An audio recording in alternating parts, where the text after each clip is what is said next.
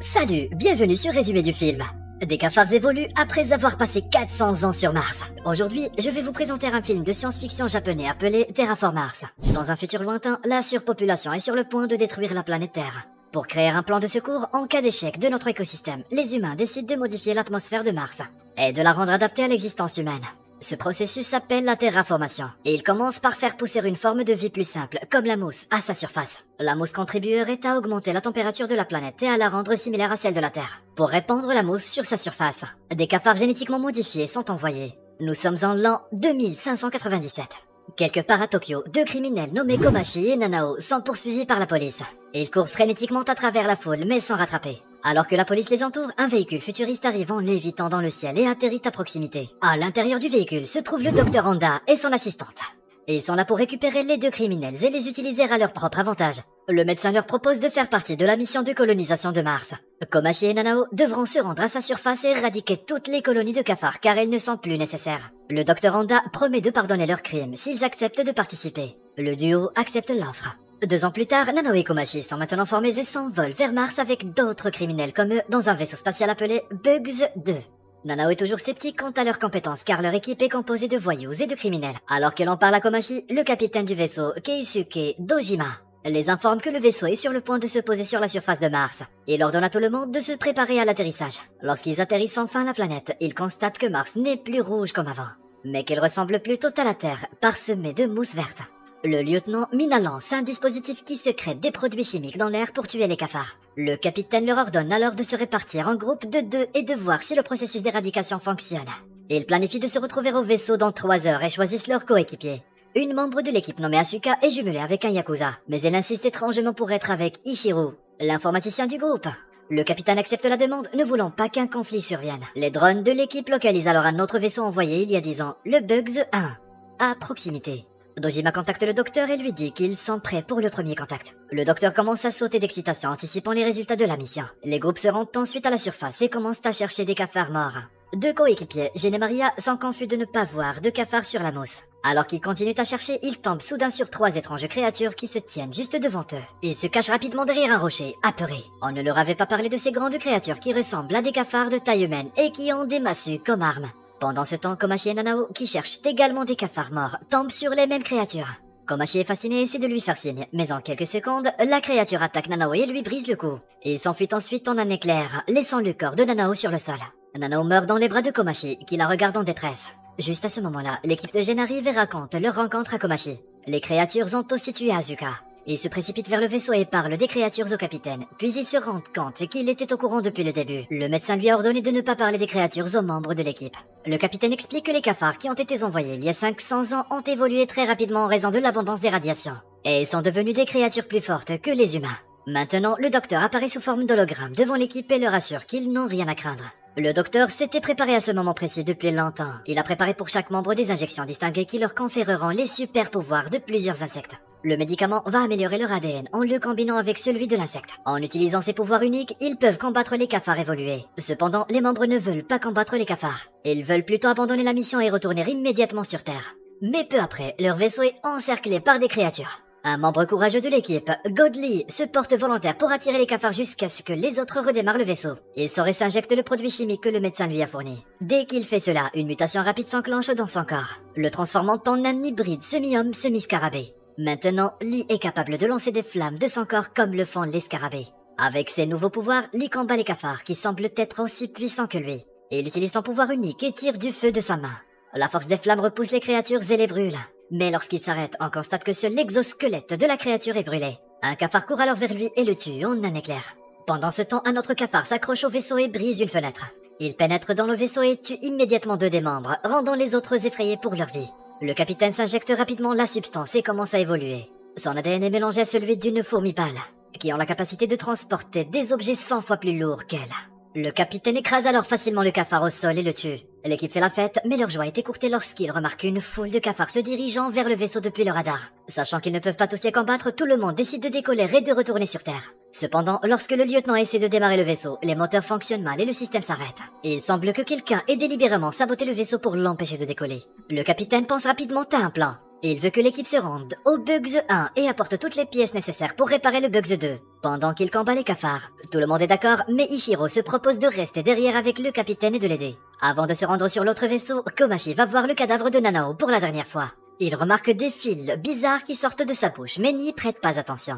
L'équipe pénètre à l'intérieur du rover martien, qui devra traverser une horde de cafards. Un membre nommé Tazuka propose de les aider à éviter les créatures et s'injecte lui-même la substance. Il évolue en une punaise qui peut souffler du gaz sous forme de flamme à une vitesse très élevée. Il utilise son pouvoir pour propulser le rover à travers la foule de cafards. Pendant ce temps, le capitaine combat les cafards à l'intérieur du vaisseau de toutes ses forces. Mais ils sont de plus en plus nombreux à entrer. Il se rend rapidement dans la salle de contrôle et aspire l'oxygène à l'intérieur du vaisseau, afin que tous les cafards qui s'y trouvent meurent par asphyxie. Son plan fonctionne et aussitôt les cafards commencent à tomber inconscients. Mais le manque d'oxygène nuit également au capitaine, le faisant tomber au sol avec Ichiro. Au même moment, l'équipe à l'intérieur du véhicule voit quelque chose de massif s'approcher d'eux. Lorsqu'ils y voient plus clair, ils sont surpris de voir une vague massive de millions de cafards se diriger vers eux. Tasuka ne recule toujours pas et utilise toute sa puissance pour propulser le rover en avant. Ils frappent les créatures et atterrissent bientôt en sécurité de l'autre côté de la vague de cafards. Le groupe avance alors joyeusement, mais peu de temps après, une autre vague s'approche d'eux.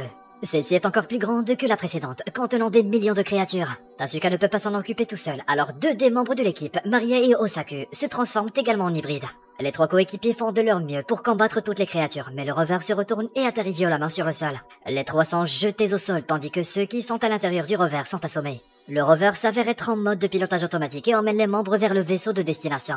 Tsuka, Maria et Osaku tentent de combattre la horde de créatures mais sont finalement tués. Lorsque le groupe à l'intérieur du rover reprend conscience, il est déjà au Bugs 1. Ils se rendent à l'intérieur tandis que deux membres gardent l'entrée. Mina tente d'établir un diagnostic du vaisseau et il réalise rapidement que le vaisseau transmet des données à quelqu'un sur Terre. Tout à coup, le groupe entend des coups de feu et se précipite dehors. Les deux gardes ont été tués et les cafards ont trouvé les armes dans les Bugs et les utilisent pour se battre. Komachi s'injecte la drogue et se transforme en un énorme frelon. Grâce à ses nouveaux pouvoirs, il peut faire des trous dans le corps des cafards et les tuer en un seul coup. Jen fait de même et se transforme en criquet qui peut sauter de 90 étages. Tandis que Mina se transforme en menthe religieuse qui peut découper les cafards en morceaux. L'équipe se bat contre les cafards et les tue en un rien de temps. La scène change, on voit le docteur au téléphone.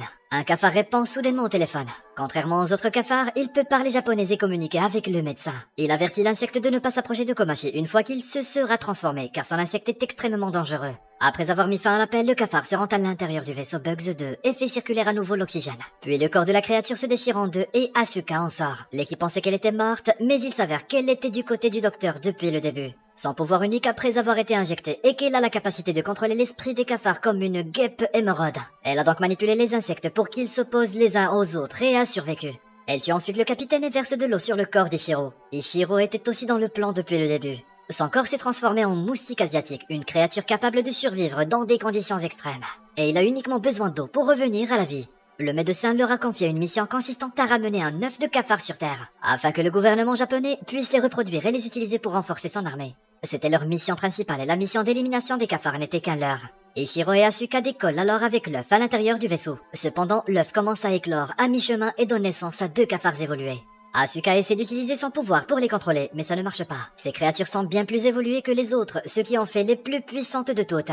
Il tue Asuka et appelle les autres cafards pour venir les aider. Les cafards qui sont au sol entendent l'appel et sortent leurs ailes pour voler vers le vaisseau. Lorsqu'un SM de cafards s'accroche au vaisseau, celui-ci commence à dysfonctionner et s'écrase à côté du Bugs 1. Les cafards évolués sortent du vaisseau et ordonnent aux autres d'attaquer Komachi et le groupe. Komachi s'injecte l'autre dose de substance, accélérant son évolution. Ils n'ont pas beaucoup de mal à combattre les cafards normaux, mais les cafards évolués sont difficiles à vaincre. L'un d'eux tue Mina après lui avoir arraché le bras. Jen s'injecte la deuxième dose de substance alors que Komachi en est à sa troisième dose. Avec leurs pouvoirs accrus, ils tuent les cafards plus rapidement. Cependant, les créatures ne sont pas prêts de reculer. Jen se pique encore une fois et développe une paire d'ailes. Les cafards volent dans le ciel pour aller le combattre. Ils attaquent les deux coéquipiers par vagues, mais leur nombre ne semble pas diminuer. Finalement, Jen se rend compte que pour les vaincre, il doit vaincre les leaders évolués. Il s'injecte plusieurs fois la substance, accélérant sa transformation et la rendant maintenant irréversible. Après cela, il donne un coup de pied à l'un des chefs et lui fait sauter la tête avec une immense puissance. Mais maintenant, il a utilisé tous ses pouvoirs et ne peut plus se battre. Komachi tente de défendre Jen contre l'autre leader, mais est vaincu facilement. Avant que le chef ne puisse les tuer, une créature magique et lumineuse arrive vers eux en volant. Il répand de la poussière lumineuse tout autour et tout le monde le regarde avec admiration. La créature volante est Nanao, qui a évolué vers sa forme finale. Komachi vole vers Nanao, mais avant qu'il ne puisse l'atteindre, un des cafards lui tire dessus. Cependant, la poussière que Nanao avait répandue s'avère être de minuscules explosifs qui provoquent une chaîne d'explosions, faisant exploser les cafards. Jen s'envole avant que l'explosion ne l'atteigne et sauve Komachi juste à temps. Cependant, Nanao meurt dans l'explosion. Quelque temps plus tard, Komachi se réveille et voit que Jen s'est complètement transformé en insecte. Jen demande à Komachi de retourner sur Terre sans lui, car il ne peut pas y retourner avec sa nouvelle apparence. Komachi obéit et se dirige vers le vaisseau. Avant qu'il ne puisse atteindre l'intérieur, il voit que le chef est toujours vivant, mais en mauvais état. Et il frappe le cafard, mais lui épargne la vie par bonté. À l'intérieur du vaisseau, il trouve Ichiro toujours vivant. Ichiro sauve la vie de Komachi en tirant sur le cafard derrière lui.